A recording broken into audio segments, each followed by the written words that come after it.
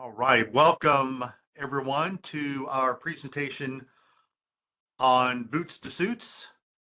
And also a happy Veterans Day to all of you who have served in the armed forces, or those also, I think, can have a thank you for those who support us who are veterans. So thank you, thank you. So this is our presentation on Boots to Suits. So our objective today is to just go over some standard resources that would be used for job searching, would be used for getting your name out there in the workplace. So some of the things that we do and use here at WGU. Also, these resources you'll have access to on our homepage.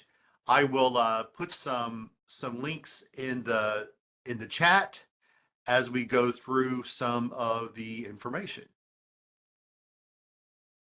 So the first thing, and some of this might be redundant, it might be some materials that you've already known or come across. So hopefully it might be a refresher of some best practices when it comes to your career development with that.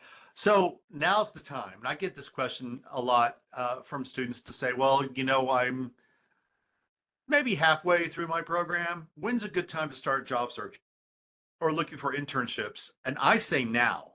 It's perfectly fine to start looking and seeing what's out there based on your interest, based on your objective, your own objective. You're a career changer and you're getting your degree because you're changing, pivoting careers to a new industry. Check it out. Look and see what's out there. What can you expect? Also, a really good part of job searching now is that you can begin to do what we call a gap analysis. A gap analysis will allow you to look at what's missing. What are if it's a new venture or you're taking the next step up in your career, do you have everything that the employers are asking for? And if you don't, that's okay, because this is a chance for you now to begin to bridge those skills, to skill up, as we might say. So a lot of recruiters and employers may be seasonal. Say they may be recruiting on certain seasons. I know that accounting is like that. Other industries may be similar to that as well. Internships could be seasonal also for that reason. So other industries, if you're in IT, if you are in healthcare, those are not going to be as kind of guided by the calendar, if you will, like perhaps accounting or some businesses, and specifically teachers will have a certain season or hiring season for that. So, keep that in mind that if that kind of hits on where you are. But again, looking at job descriptions, looking at how they talk about themselves, anytime you can do that is just going to help you with that knowledge base of what employers expect going forward. And you want to treat your job search seriously. So even though you're in the midst of school, you're taking courses, you've got life, you've got family obligations, try to carve out some time that you can set aside whenever you're at your best energy, and of course whenever your own schedule and day allows you to do that, so that you can pay attention to the details. If you're looking at job descriptions, if you're keeping notes on who you're contacting, what you want to do for your next step. Sometimes folks will keep kind of almost like a diary of sorts for that. So just keep that in mind. Carve out some time, some space for yourself, and so you can take that seriously and not get lost in the details of the shuffle. And again, as I said, recruiting can happen at any time. So now is perfectly acceptable to start looking around. So a few more steps to take. One might be a self-assessment. So those career assessments that we have actually, and I will put this in the chat, and this is being transcribed, so hopefully everyone will be able to get this. So it's called Pathway U. And that is our new technology platform that will allow you to take those assessments. So check those out and see. Let me see if I can get a direct link for everyone here, and that would be a lot more helpful, I think. So just give me a real quick second. It's going to be WGU Pathway U. And there it is. I'll put that in there so you can have it. I believe there are 4 assessments, and they're really based on personal traits, some personality aspects. And the reason it's designed that way is so, it's not going to be about salary. It's not going to be about career growth. It's going to be about longevity. What is it that makes you you, and will give you what you need internally to make that job a career. So Pathway U is a really good self-assessment to help with that. Taking into account, as we have here, your MOS or your rating, that's not going to be part of the assessment, but it can be a good way for you to know a little bit more about your own skills and background for that. Identifying potential employers, we're going to talk about that. Handshake obviously is our go-to platform to work with that. I'll talk about Handshake a little bit. LinkedIn, of course, is a great way to find recruiters and also find your peers, other WGU peers, alumni.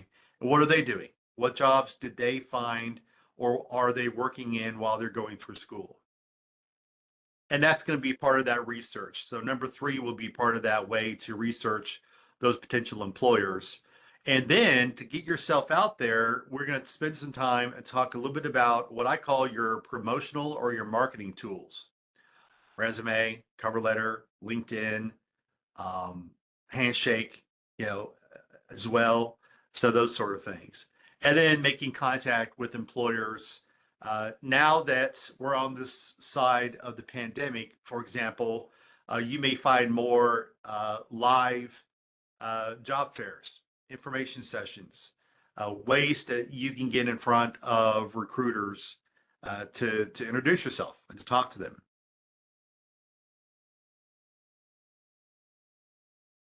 So here we can see what we call our career milestones. And that is something that you can work through. You can see here in this graphic 1 through 7. So the first milestone is talking about your goals. Do you have a career goal? Is it something that is SMART? And when I say SMART, that's the acronym, is it specific? Is it measurable? Are you, making time to say, I'm going to have these micro goals prepared by 3 months from now, or whatever the case may be. I need to learn more about the cybersecurity industry because that's my degree program. I want to give myself some time to do a little deeper dive into the background of that industry I'm going to be pursuing. Do you have a goal to be able to do that?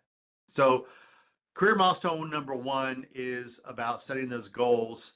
And once you have an idea of where you want to go and what you want to do, how are you going to get there? So career milestone number 2 is about developing an action plan.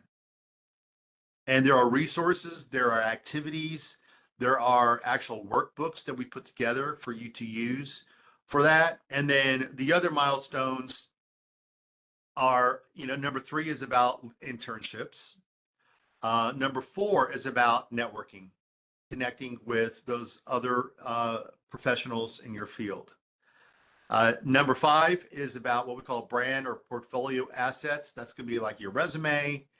If you're in the IT college and you've got a GitHub, platform that you're working with, those sort of things. How are you, portfolios? How are you putting yourself out there for that? And then the others, 6 is about, you've landed that job. Here's some resources to keep it fresh and going. And then the career wellness, which is milestone number 7, is kind of just a check-in. checking in. How's it going? Is this what you thought it was going to be? Here's some tools to help you, again, stay on top of some promotions, perhaps, and to go forward with that.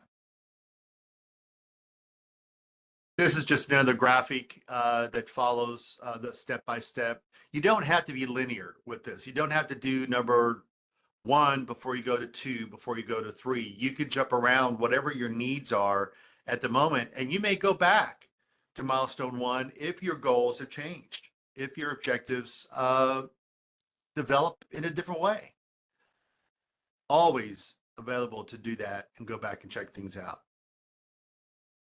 Now, let me get a copy of this because I think you'll like to see this. We have a military and veteran resource page that I put together. And so on this page, we have translators.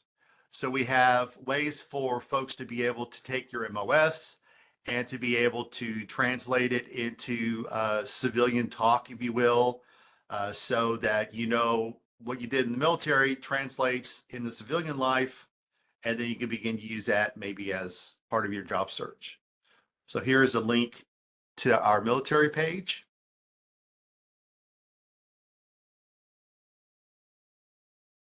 What I have up here is just an example of if somebody was you're in the Marine Corps and your background was in a tactical network specialist. Well, what is that in civilian terms? So when I did a search of that, these are some of the keywords that come out, and the same with the others. If somebody is in avionics in the Navy or the Air Force, these are some keywords that can be used for job searching. Obviously, it's not exhaustive. Obviously, it's going to be a little different. But just to give you an idea of how those translators can help with some civilian keywords. Now, as I mentioned earlier, identifying potential employers is a good way for you to begin to introduce yourself. And that's going to be one way would be Handshake. The other way will be through LinkedIn.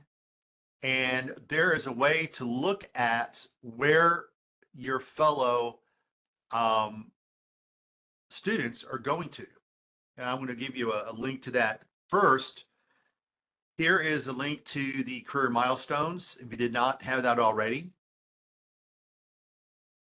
And then, where is that?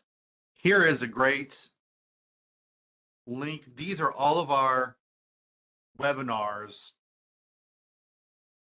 that you can go and look at different presentations. There is one on LinkedIn. There's one on how to use the LinkedIn alumni tool. So it's really a great benefit to you if you can take advantage of those opportunities. Now, identifying some potential employers, or what we call the hidden job market. This is where there are jobs available, but they're not posted yet. You may hear of them from word of mouth. You may know just by networking that, if you are on a schedule, let's say that the recruiting is seasonal, and they'll say, hey, you know what? We don't have those jobs open yet, but we're going to be hiring soon for the holidays, or we're going to be hiring for, next spring coming up. So that's part of the hidden job market. And that's what you want to kind of keep your ears open for on hearing that. Internships could be part of that. Again, networking is going to be that skill set to help with catching wind of those open jobs. Glassdoor is another good site to go and look to see what might be happening or coming up. And your professional associations. If you're in a specific degree program, if that's either going to be healthcare or if it's going to be, let's say, again, as I used earlier, accounting or marketing, just about every profession will have some sort of, professional organization or association. If you go to those websites for those organizations, some of them will have job boards, or some of them will have kind of a tips page, or for new grads. Some of them have had a new grad tab where you can look at, more information for that. So that is and can be a really great tip is to follow those professional associations. As I said, on researching the potential employers, the more you know about that employer, the better you're going to be informed and educated, especially when it comes to interviewing. Because probably 100% of the time, they're going to ask you, why do you want to work here? Or they may ask you, what do you know about our company? Part of that is to test your knowledge, but also to test your strategy. Did you take the time and effort to research the company? Because that also can measure um, how how badly do you want to work here? Did you take the time to check us out and see what's going on? So researching through Handshake is a great way to do that. Through LinkedIn, obviously, is an excellent way to do that. If you know the company you want to work for, go to their homepage and look at their about page because they're going to say a lot more about themselves probably there than anywhere else.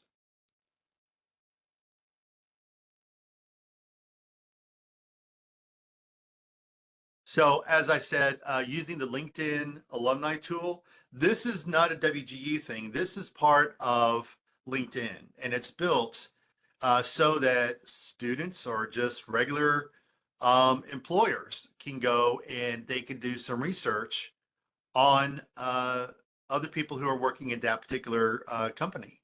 Let me get some links here to help you out. So this is going to be a series of links for the alumni tool, but also on how to conduct an informational interview. And then some questions and then resources for that. An informational interview is where, let's say you connect with somebody on LinkedIn from WGU and they're in your field of interest, your career interests, and they agree to meet or not meet literally, but maybe on the phone or maybe through email even. Um, and that's a chance for you to sort of interview them, where you can say, hey, Miguel, um, how did you get where you are now? What pitfalls did you find that you weren't aware that you would like somebody else to know? What's a life, what's a day in the life for you on your job? What do you like best about what you do, or what would you change if you could? So those informational interview questions will help sort of turn your imagination and give you some ideas of what to ask during those times.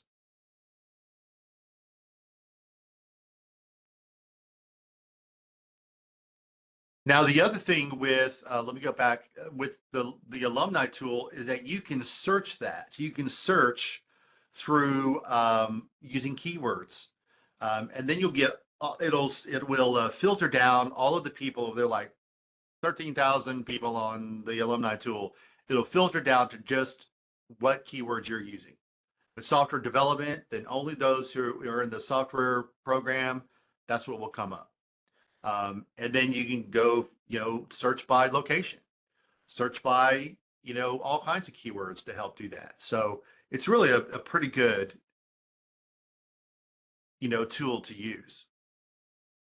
Now, of course, your resume is always going to be, the first impression that employers are going to want to look at. Now, I'm going to change a little bit of my mindset here with some of this. If you can keep your resume one page, that's great. That would be good. Sometimes you can't, because a lot of our students at WGU already had careers or you're in a certain career. And to make it nice and concise and to make it legible and easy to read, you still may have a page and a half or 2 pages. That's perfectly fine for that. Now, just some formatting ideas. You want to keep your bullet points brief and to the point, no more than 2 lines per bullet point. And I would say no more than 5 to 7 bullet points per job. If you can say something strong and well written in 4 bullet points, why do you need 6, right? So you want to keep it as relevant as possible to the job you're applying to. Avoid using what I call I statements or first person pronouns, I, me, my. It's just the writing style for a resume. A resume is a document that has its own rules, like a term paper or a newspaper article or a novel. There are going to be writing styles that are unique and specialized for that particular document that you're building. So that's the reason why for this. So you don't need to say I did this or my job was this. It's already obviously it's your document. So that's one reason why you don't need I statements. Use the job descriptions for those relevant keywords, as I mentioned before, to help in your summary statement at the top of your resume. Or that professional profile for that. That's going to brand your resume to that job so that when you're applying to that specific job and it's going through those applicant tracking systems, it's picking up those keywords, and that's, even if it's AI driven, those applicant tracking systems, it's saying, hey, this is Miguel's resume. He's applying for this job. I know that specifically because he's using all of the keywords in the job description. Otherwise, if it didn't pick up any of those, it could easily just dismiss your document to say, this has nothing to do with us, apparently, because I'm not picking up any signals that this has been tailored to the job. So we're not going to collect hundreds and hundreds and hundreds and hundreds and hundreds of resumes, only the ones that fit what we're looking for as much as possible.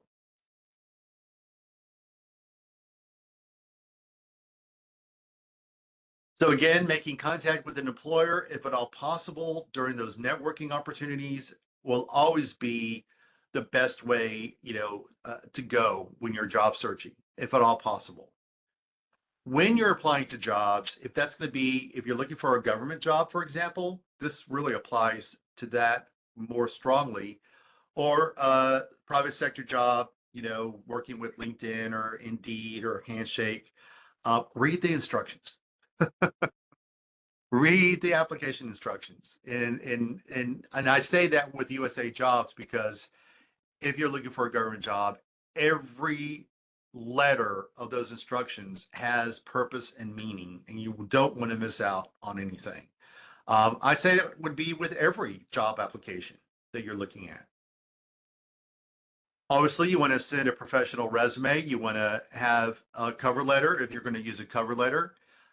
If you want any of your documents to be reviewed by us, we certainly can do that. And there's a specific resume review process. And I'm putting that in the chat for you to look at and to be able to review. I'm also going to put in links to our pages for a cover letter and also interview prep. That could be helpful. Now, when you apply to jobs, you've got to keep in mind, it's going to take some time. So you apply to a job, you're waiting. On the employer side, they're still collecting resumes, perhaps. Or like what happens to us, we may get lots of resumes and close the job because we got all the ones we need. We received all the ones we need. Oh, but they're kind of weak. They're not really kind of hitting the mark as we thought it would happen. So we're going to open the job up again. Well, that's going to take more time, more resume, more reviews of those resumes. Then scheduling phone calls. They're going to do a phone screening, scheduling interviews, things of that sort. If you don't hear back or any kind of communication from the company within 2 to 3 weeks, may sound like a long time, 3 weeks, but you got to give them some time, to make contact. I'll follow up. Follow up after you apply just to make sure that if it's 2 or 3 weeks, just let them know that you're still interested, if the job is still available, Did they receive your application materials? And is there anything else that I can do to stay on top of notifications? And they may say, "Oh, sure, we're going to send out notices for those who we have decided to move on to somebody else." So following up is also an important part of the whole job search process. Again, I know I'm beating a dead horse, but LinkedIn and Handshake, that's going to be again a way to make contact. And then our WGU events page can help you to connect with employers when they're doing live sessions, and they do that. So I'm going to put a link into the events page where you can see who's coming to do presentations. When you're on your Handshake profile, at the top right corner, you're going to have that little bell with a red dot and a number inside of it. Those are your notifications. So when there is something that's scheduled or there's something that is coming directly to you, that's where you can go to find out what's coming up. And then the events page will give you more details on both what employers are doing as far as live events, and then what we're doing as far as live events that we host, like this one today.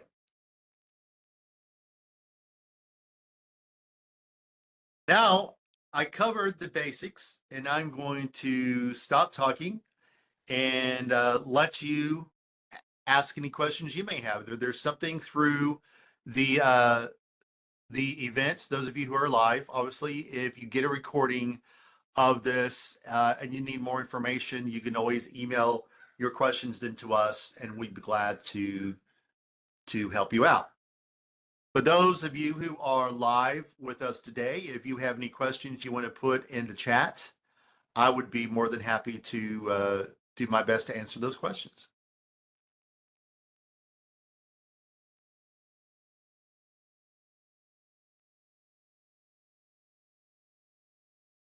So Miguel, it just looks like it's the two of us.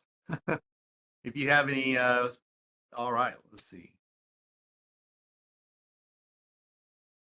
That is a good question. Are there any specific recruiters that work specifically with veterans? I want to say there are, and that's going to be with our employer relations team. Let me see. And we have another veteran that is part of our employer relations team. So I don't know if he's available. And they're the ones who work with recruiters.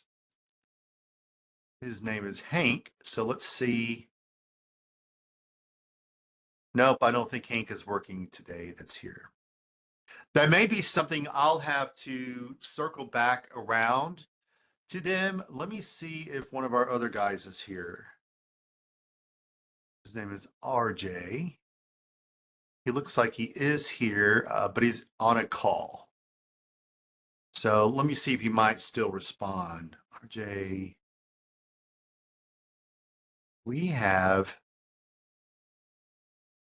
veterans specific recruiters on Handshake, and they'll always go through Handshake for that. So let's see if I can get a response from him. That's a good question. I think that others would want to know that as well. But while we're waiting, are there any other areas or any other questions that you'd like to ask?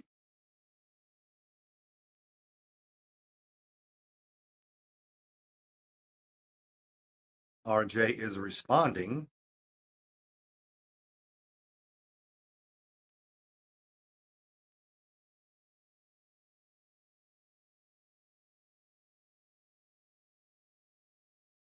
It's just taking a little bit. All right. Let's just wait a moment and let him see what kind of response we can get. He's typing. That takes a little bit. And even with LinkedIn or any other platform like that, you might even use the keywords veteran recruiter. And if that's something that they have on their profile, then maybe those algorithms that are going out there for the searches will come back for that. So that could also be an idea to work with that. And Miguel, what is your degree program?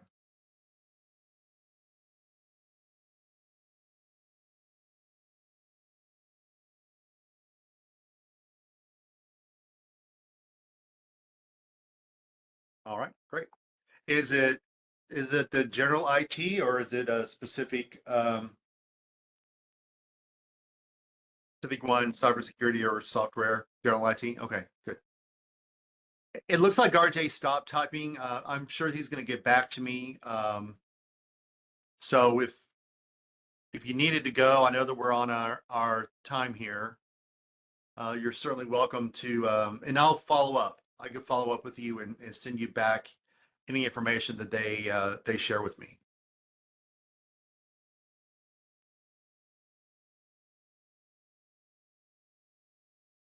All right, excellent.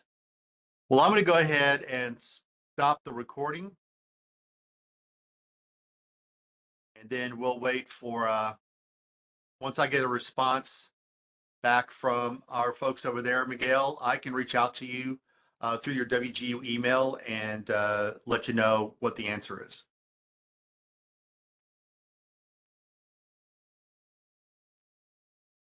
All right, you're very welcome.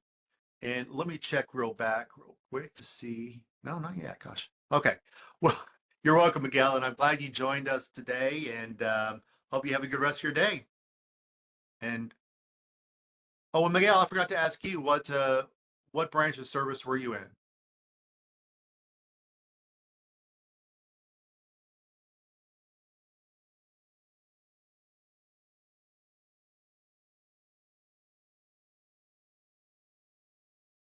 Okay, excellent, excellent. One of our top, he's almost at a VP level here at WGU, and he does work with our military and veteran connections. He was in the Coast Guard, so and he works here with us, not in career services, but the university in general. So, well, great. Thank you for your service, and I hope you have a great rest of your day.